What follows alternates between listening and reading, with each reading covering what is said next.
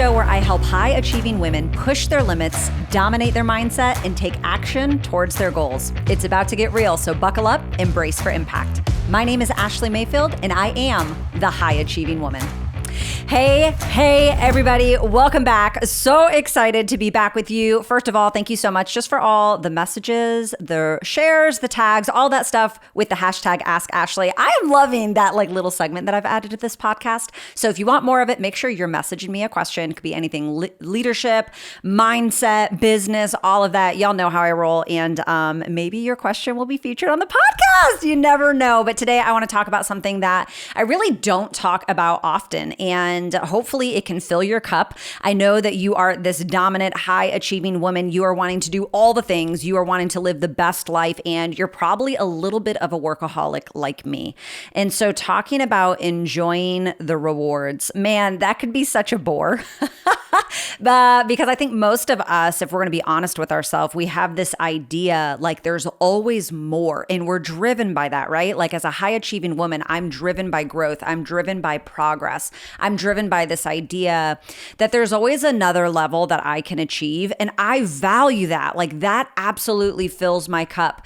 But what happens along the way, if we don't pause and actually give ourselves permission to enjoy the reward, it almost seems like we could be burnout. And I think that, I absolutely love the Save the Last Dance or The Last Dance. I don't know what it's called, but the documentary of Michael Jordan, I've literally watched it 8 times and I'm considering starting it up again.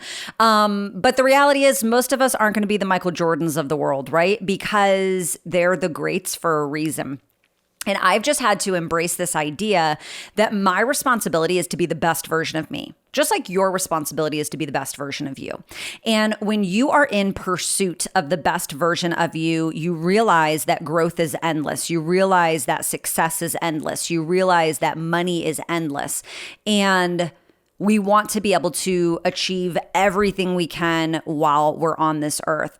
A lot of what kind of got me trapped and tripped up in my success journey is, as a high achiever, when I was getting ready to like pass third base and come home, when I knew that I had, and maybe you're like this too, when I knew that I had that next level, that next achievement, that next mountain, when I was on third base and I was like coming home, I already knew I had it in the bag. And so it was really hard for me the moment I actually crossed my finish line to celebrate because I already knew I had it, whether that was weeks before, the month before, moments before, whatever. So I don't want to say I prematurely celebrated in my mind, but there came a moment, I think like the high achiever, and you can attest to this and you understand what I'm talking about.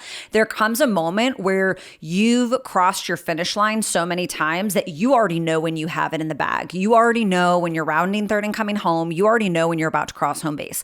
And we almost celebrate in our mind, and that's when we have massive momentum. We're so excited. We're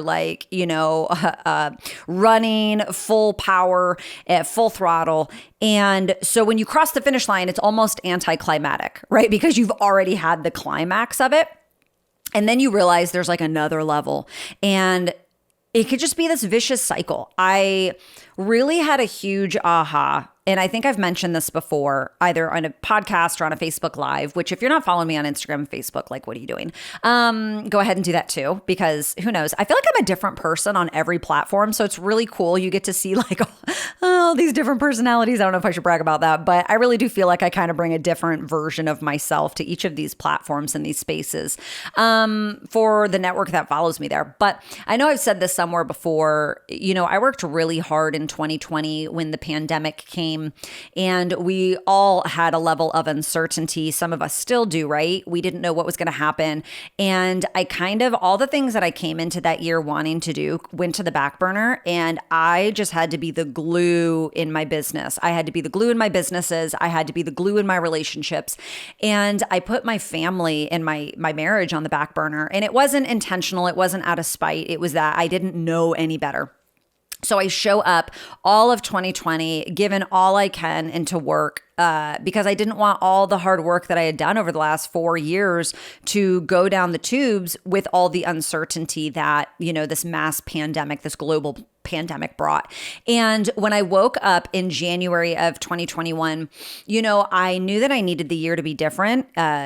Jason and me were arguing a lot, and it was because of me. It was because I had put my husband on the back burner, and he started to feel that. And I wasn't really seeing his perspective or his point of view. And I'll just never forget, I went to sleep and I just felt like God spoke to my heart, and we were in the process of looking for a house. This is before we had even signed on the dotted line. Most of you know we're in the process of building right now. And I just really felt like God spoke to my heart and was like, what's the point of having a house if you don't have the family that goes with it? And it was a very powerful insight for me. And I realized what lack of faith I'm operating in if I have to always be on. If I have to always be chasing, if I have to always, and I'm not listen, I'm not trying to water down. Y'all know I'm a high achiever. I'm always on. I'm a workaholic. I'm a workhorse. I'm going to do whatever it takes to cross my finish line. But I had this huge epiphany, and it was just this next level of growth for me that I needed to enjoy the reward. And oftentimes we feel like we can't, and it's really hard to give yourself permission. So today I just want to give you permission, whatever that reward is. And it's so important that we have these mile markers along the way of success. Again, many of us aren't going to be these Michael Jordans of the world. Many of us aren't going to be these unstoppable forces. Most of us are just going to try to be the best versions of ourselves. And that's all I'm trying to do. And I that's what I would call you to do as well. And, but a lot of us, we, don't have these mile markers of celebration along the way. And then we get to this moment where we're so depleted, we're running on empty, we're burning the candle at both ends, and we're in total deprivation of what's actually going on in the world and how far we've actually come, because we can chase this never-ending finish line. There's always another what's next. There's always another mountain to climb. There's always another, finish line to cross. And if we don't pause and enjoy life and enjoy the things we've worked hard for, it could be really frustrating. And so I feel like that would hurt us long-term as high-achieving women as well. So I just kind of want to share with you 5 things that I have to remind myself. This isn't something I still do on a daily basis, but these are 5 things that I have had to give myself permission to do, and I have to remind myself to do, and I just want to give you the same permission. And maybe one of these 5 you can relate with, but I would challenge you, what are those 5 things that you need to give yourself permission to do in your life as you're in your pursuit of the best version of you? And this all revolves around enjoying the rewards. So the first thing that I really have to give myself permission to do is to put my phone down. It is really easy to get so wrapped up. And this is even the curse of entrepreneurship. My husband says this a lot. You're either sleeping at the office or you're working from your home. And when you have a machine, a device that is a catch-all. The other day, I was sharing this with one of my friends on Zoom when I was doing a coaching call, and I said, I live in a good town. I live in a town where there's, it's not super bougie, but it's pretty bougie. And, but I was walking out of this local taco place, and which they have bomb tacos. Okay. If you have an urban taco near you. And, I was walking out of this taco place, and it was just really eerie outside. There was no noise, there was nobody else in the parking lot. And I immediately was like, I've seen way too many Lifetime movies to be okay in this moment. Women getting taken and beaten and all these crazy things happen to them. And so immediately, I'm hyper alert. I'm walking to my car. I'm not texting. And I just thought, if you coming for me, take my keys, take my wallet, but you cannot take my phone. Okay. And I realized in this moment, this was just 48 hours ago. I realized in this moment how attached I am to my phone. I would literally give someone my wallet before I would give them my phone. My phone is my lifeline. It is my entertainment. It is my source of income. It is my source of connection and relationships. Our phone, I don't want to say we worship it, but for a majority of us high achieving women, we are building businesses online. We are networking. We are, building brands through social media platforms. And my phone is everything to me. And so I have to remind myself to put my phone down. I have to remind myself, I don't have to answer that email right away. That customer can wait a moment. This person's in distress. Their distress does not mean an emergency on my end. And I just have to give myself that permission. And that could be really, really hard because the high achiever in me is always turned on. There's always something that I can do on my phone. And in reality, if I am not putting my phone down and looking at the people that I love, looking into my kids' eyes every day, looking at my husband when he's having a conversation with me, and these are things that I can struggle with too. My husband has walked into my office and he's had an entire conversation with me without me looking up from my phone. And that's really embarrassing. And I'm sure like you probably were like, ugh, because you felt that, right? That's really embarrassing. And that's not like a badge of honor at the end of all of this, to be able to build the house and not have the ones we love most, not have those relationships. Isn't that really what matters? We say more often than not that we're fighting for our family, but when we never spend time with them, when we never say, you know what, instead of telling my kids to wait for the client, I'm going to tell my client to wait for the kids. And I'm not saying that that's obviously, as high achieving women, we're not going to take that and go the polar opposite direction where we're being lazy, we're being lethargic, and we're ignoring people. I know that you have the capacity to understand what I'm saying as I'm articulating this, where I know not I would not have this conversation on a Facebook Live, because there are some people who have a very poor work ethic and they're going to take that and run with it. Like, oh, I don't have to work my business every day. Like, that's not what I said. But give yourself permission to put your phone down. Give yourself permission to, I don't necessarily believe in the idea of a Sabbath. And I know everybody has their own personal belief on that. That's totally fine. I believe that you can have it all every single day. And even people who preach Sabbath, they don't. So don't get twisted in their, hyper religious views. More often than not, they're not. They're still doing something behind the scenes. They're not really disconnecting. And that's okay. Give yourself permission. Like, it's okay. Maybe you do need to take a Sabbath. Cool. Do that. Maybe you need to turn off for 24 hours. But for me, I think it's just really important. Like, I work 7 days a week. I find value in my work. It fills my cup. But I also give myself permission every single day to have a cutoff time, to prioritize my family, to make sure that when I'm spending time with my kids, my phone's not in my hand. If I need to leave it in another room, doing anything like that. I recently had someone ask me, how do you not spend time on your phone first thing in the morning? Buy an alarm clock. It's very simple, right? Buy an alarm clock, put it outside of your room if you want. And that's something me and my husband have even talked about whenever we move into our new house. Do we want to create our bedroom with no technology? And that's really hard because we both make all of our income from technology. And we both respect each other's hustles, but really having that cutoff, at what point do you get to enjoy the life in front of you that you have and that you've worked hard for, and not just constantly chasing this next level? So number one, give yourself permission to put your phone down. The second thing I was going to say, and this is going to be so contradictory to most of my message, because you guys know we are debt free. We've worked really hard. We paid off $63,801.99 in 6 months. As you are in the pursuit, and as we talk about enjoying the rewards, I want to give you permission to spend the money.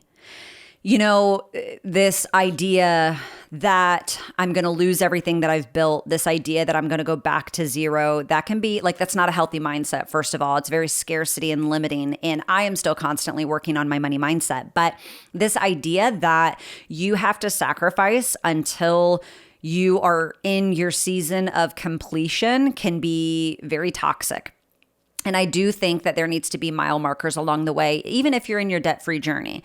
And again, I can sit here and tell you, don't sacrifice it all and, pay off every single penny until you go debt-free. Well, we went debt-free in 6 months, and 6 months is not a really long-term sacrifice if you think about the grand scheme of life. And I understand that 3 years is nothing compared to about your whole life, but when you're in the midst of 3 years, that's a really long time. And so I don't know where you're at financially, but you do need to pay off your debt. And I think that while you're in that process, you can give yourself a reward. Like, for every $5,000 that we pay off, we're going to go spend $200. For every $10,000 we pay off, we're going to go spend $500. Because what you don't want to do is you don't want to get to where I'm at and I open up paychecks where I have 10x'd my corporate salary, some months beyond that, and I'm afraid to spend the money. And I have to give myself permission. It is okay for me to go have a $50 meal. It is okay. And you guys, you would be shocked. Like sometimes that's really hard for me to do. And my love language has recently changed. I love doing that test, like, your 5 love languages. And I love getting gifts. And I love getting gifts from my husband because they're always very nice. They're very pricey. And he always gets me something that I like. It's not like a dumb gift. Like if you're going to give me a gift, don't give me a pen, please. But like give me something that I actually like. I think that's the power of gift giving. Anyways, back to the point. Don't be afraid to spend the money. Give yourself permission to spend the money. If you're working really, really hard, you get to enjoy that. And so maybe you can figure out what your next goal is. And if you cross that finish line, like, why are you doing this business to begin with? Was it to allow your spouse to not work overtime? Okay, then like have him take a day off, work to get him to take a day off from overtime. Was it to be the yes mom, work and cross your finish line, whatever that mile marker is in your debt payoff or your financial goal journey, and go buy your kid that toy. You've got to find a way where you can taste the success while you're in the pursuit. Does that make sense? Like before you cross that finish line, just give yourself permission to spend the money. And that doesn't mean, okay, if I increased my paycheck by $1,000, I'm going to go below $1,000. No, give yourself parameters around that to enjoy. If you increase your paycheck by $1,000, yeah, go treat yourself to $100. Like go do that. And what's really cool about that is you kind of get a taste for what everyday life could be like, or every month life could be like once you cross your finish line. And I think it's so important that we taste. And the Bible says that taste and see that the Lord is good. Once you get a little taste for something, once my husband cooks me steak and I get that first bite in my mouth, I'm like, oh, I want to devour the rest of this. And spending the money and giving yourself permission to spend the money. And again, within parameters, depending on where you're at in your debt payoff journey or your financial progress journey, but giving yourself that ability to taste and spend the money, man, it almost makes you even more hungry to maintain that lifestyle. And it can really activate your delayed gratification even more. It can bring alive the finish line to you even more and create that emotional attachment on such a depth that you couldn't had you not enjoyed it. Okay, so give yourself permission to spend the money. Second thing I want to say, or third thing I want to say, so we said what? Give yourself permission to put your phone down. Give yourself permission to spend the money. Give yourself permission to eat the cookie. I had a mentor say this to me a few years ago, like, eat the cookie.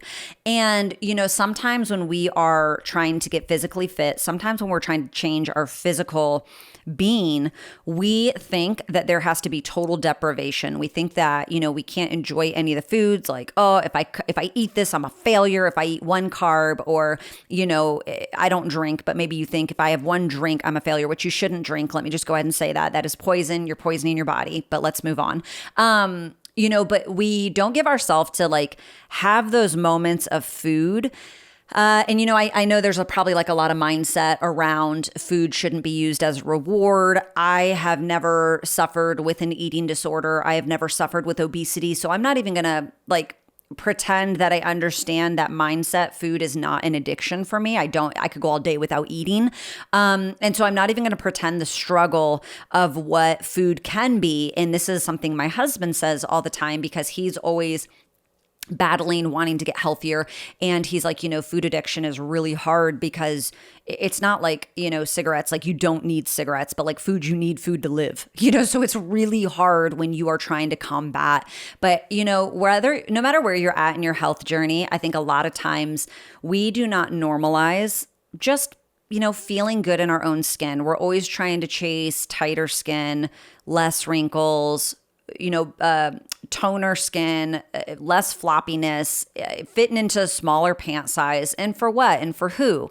You know what I mean? And as you're on this pursuit of being the best version of yourself, as you're on this pursuit of losing weight or getting fit or just being healthy, whatever that definition means to you, because I truly do think it means something different to everybody, give yourself permission to eat the cookie. Give yourself permission to go and get crumble cookie. Give yourself permission to go and get frozen yogurt. Give yourself permission to go and eat the spaghetti, as my daughter would say. We call it spaghetti, okay? Eat the spaghetti. But we, spaghetti. But give yourself permission to have a moment where you can enjoy. I think when we live in this world of We constantly have to be the best, and we constantly have to do more, and we constantly have to be perfect. I think we forget what life is really about, and we get so focused forward that we forget the now. And you get to give yourself permission to eat the cookie. Fourth thing I would say is give yourself permission to take the vacation. Again, this is going to go back to living, or depending on where you're at in your financial process and your financial goals. This is something that we don't do a lot of, and we really should. Like, our family does not go on family vacations. And the first vacation that me and my husband, like, really, I mean, we've gone on like day dates and overnight things, but especially since COVID, we have not done anything as a family. And a lot of that was obviously, COVID. But give yourself permission to take the vacation. And that's something that I wrote on my dream board this year. I'm looking at it right now. I wrote down that I wanted a romantic vacation with my husband. I took pictures of my oldest daughter really loves red pandas. And so how can I even travel with her to have an experience of holding a red panda or feeding a red panda? My youngest, Gator, she really loves the Statue of Liberty. And so I have a picture of the Statue of Liberty, and, really making sure that we're having experiences. Oftentimes we are working so hard to pay bills, to save, to invest, and it's always for something in the future. And I just want to remind you that life is so short. And this is something that I need to be reminded of. It's crazy. I'm 37 years old, and as I open up Facebook, and not every day, not every week, not every month, I don't want to be dramatic, but even in the last few years, how many people have passed because of COVID, because of mental health issues. And you just start to realize, like, death is very real, and we were all promised death. And at the end of your life, do you want to be able to have a bunch of money in the bank, which hopefully you do. Hopefully you want to take care of your family and leave a legacy. But, do you also want to be able to pass with memories that your family can carry on forever? And that's something I don't do a good job of, if I'm being very honest with you. We don't do a good job at this, but it's something that we really want to shift this year. We're in the process of building our house, like I said. And so we do have some financial priorities there, because that is also an experience that we're going to give to our family. And, who needs a vacation when you have a brand new home being built? I say that humbly too, I promise. But also at the same time, being able to go and create these memories and create these experiences.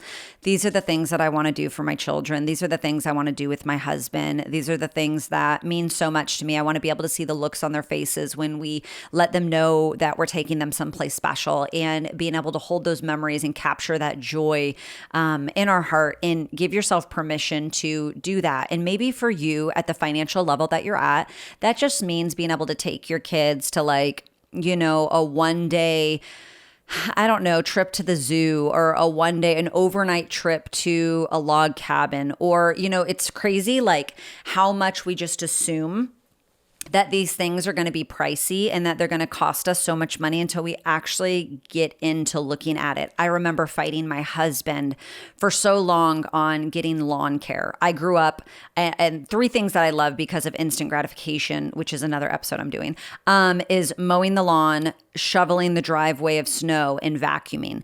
And I couldn't understand and articulate why I loved those three things. And it was because of instant gratification. So I've always loved mowing the lawn. I grew up having to mow the lawn. I had to mow my grandparents' lawn. And so I just always, it never bothered me as a girl to be able to do that. And whether that was weed whacking and mowing, whatever, that's just what you did.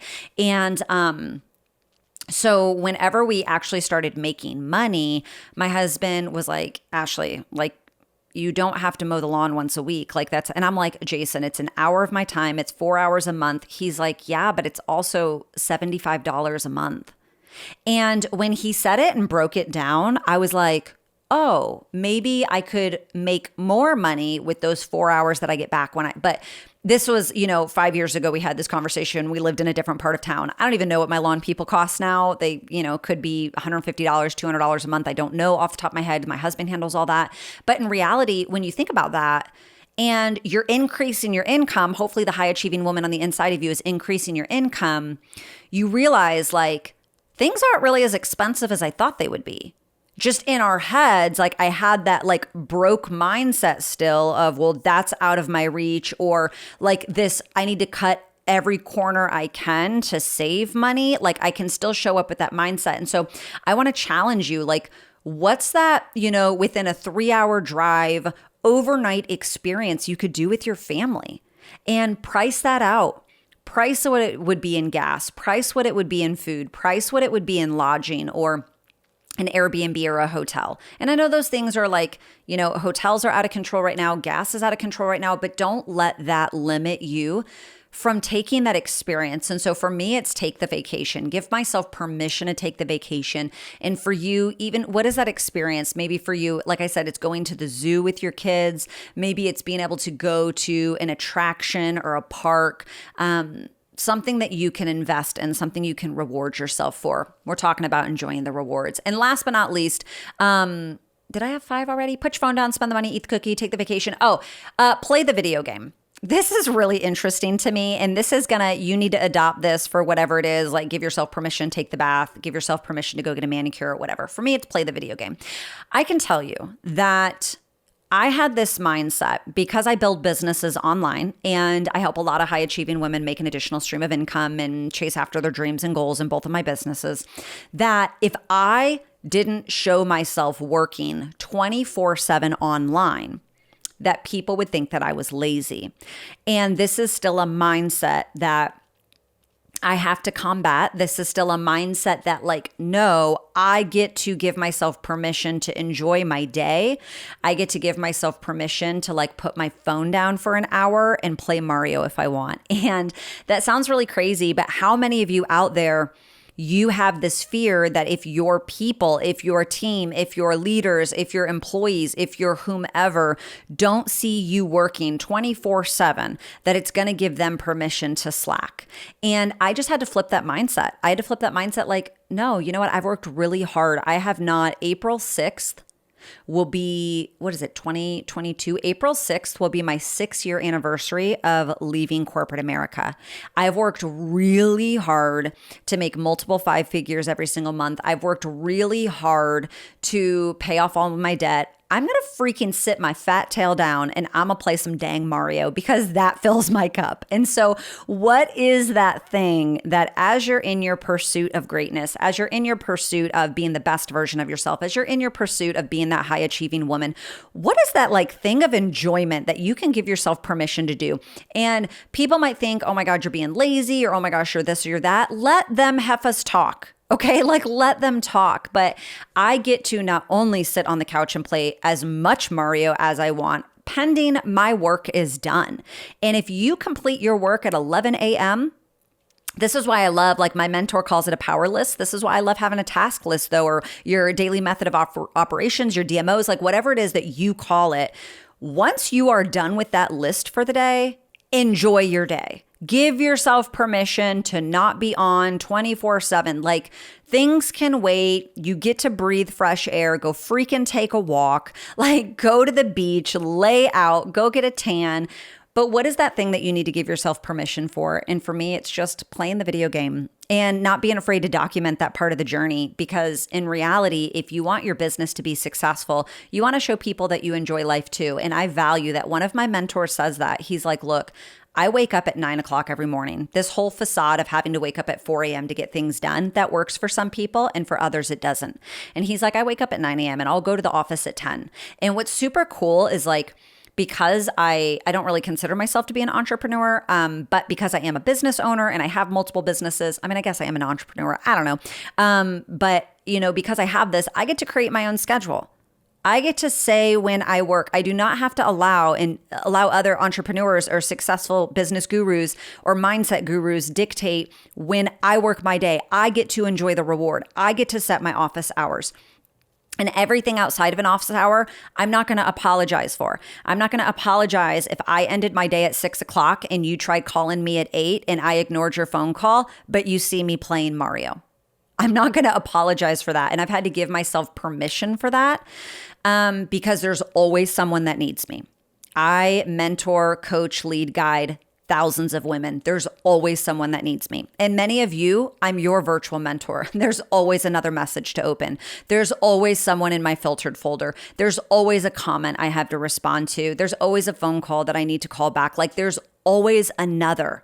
And if I don't pause and give myself permission to enjoy the life that I've created, I'm going to drown and I'm not going to enjoy the life that I created. And so those are my 5 things. I would challenge you. What are your 5 things? What are your 3 things that you just need to give yourself permission? And they could be just like mine, or maybe they could be polar opposite. I don't know. Maybe you need to give yourself permission to run through the finish line. Give yourself permission to play big. Give yourself permission to dominate and step on everybody's throat around you. I don't know what that is for you, but I want you to know, what are you going to schedule?